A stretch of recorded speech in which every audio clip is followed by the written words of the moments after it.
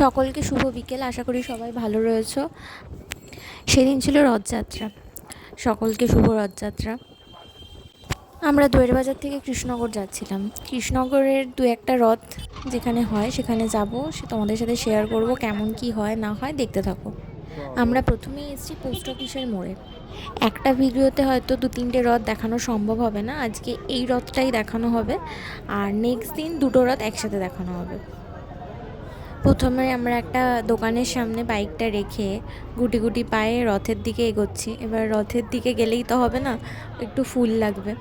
এইবার ওখানে গিয়ে হঠাৎ করে একজনের সাথে আমার দেখা হয়ে গেল। সে আর কেউই নয়, সে হচ্ছে আমাদের খুব কাছেরই আমার বোনের এক বান্ধবী। এবার আমার প্রথম থেকেই, আমি যেহেতু একটু ইন্ট্রোভার্ট টাইপের, তো আমার প্রথম থেকে নিজস্ব কোনো বন্ধুবান্ধব নেই, খুব হাতে গোনা সীমিত বন্ধুবান্ধব। বোনের বন্ধুবান্ধবরাই আমার সাথে ভীষণ ফ্র্যাঙ্কলি মেশে এবং আমিও ওদের সাথে ভীষণ ফ্র্যাঙ্কলি মিশি। ওর নাম স্নেহা। পাশেই ফুল বিক্রি হচ্ছিল, তো এই ঠাকুমাটার কাছ থেকে আমরা ফুল নিয়ে নিলাম। তো বেশি দর কষাকষি করিনি, উনি একটা দাম বললো এবং আমি বললাম যে একটু কম না। ও বললো শেষের সময় এই কটা হলেই চলে যাব। তো যা বলেছে উনি সেটাই নিয়েছে, আমিও সেটাই দিয়েছি।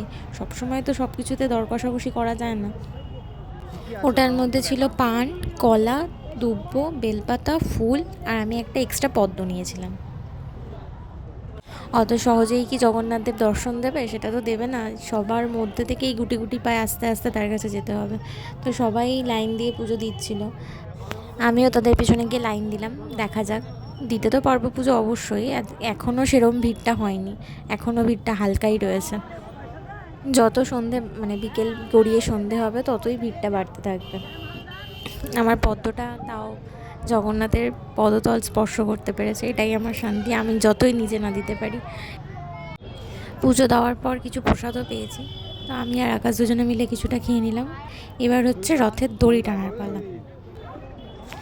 কুচোগাছা, বয়স্ক, বুড়ো সবাই ছিল লাইনে। সবাই একবার দড়িটা স্পর্শ করে একটু টানতে চাইছে। আমি তো জগন্নাথ দেবকে পুজোও দিয়ে আসলাম, প্রণামও করলাম, রথের দড়িও টানলাম। এবার পালা হচ্ছে আকাশের। আকাশ চেষ্টা করলো, বললো যতই টানা হোক রথ আর এগোবে না, ওখানেই স্টপ।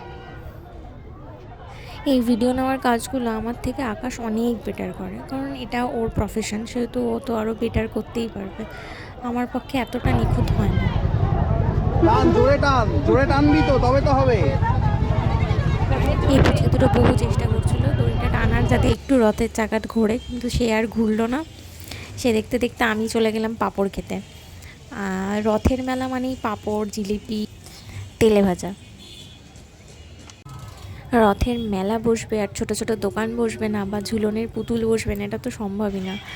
অনেক রকম ছোট বড় সমস্ত রকম দোকান বসেছিল, তার সাথে সামনেই ঝুলনের জন্য পুতুল বিক্রি হচ্ছিল, ভীষণ সুন্দর সুন্দর ছোট্ট ছোট্ট পুতুল। মেলার আরেকটা আকর্ষণীয় জিনিস হচ্ছে বাদাম ভাজা। মেলা হবে বাদাম ভাজা থাকবে না, এটা তো সম্ভবই না। বাদাম ভাজা ছাড়া মেলাটা অসম্পূর্ণ। এপাশে আবার ছোট ছোট বড় বউ দেখা গেল, মিকি মাউস, আরও কত শত পুতুল। আমার আবার এই মাটির জিনিসগুলো দেখলেই কিনতে ইচ্ছা করে, কিছু না কিছু প্রয়োজন মনেই পড়ে যায় যে এটার জন্য এটা লাগবে। দেখতে দেখতে আরেকটা ছোট্ট রথ আমাদের সামনে দিয়ে যাচ্ছে, ভীষণই সুন্দর।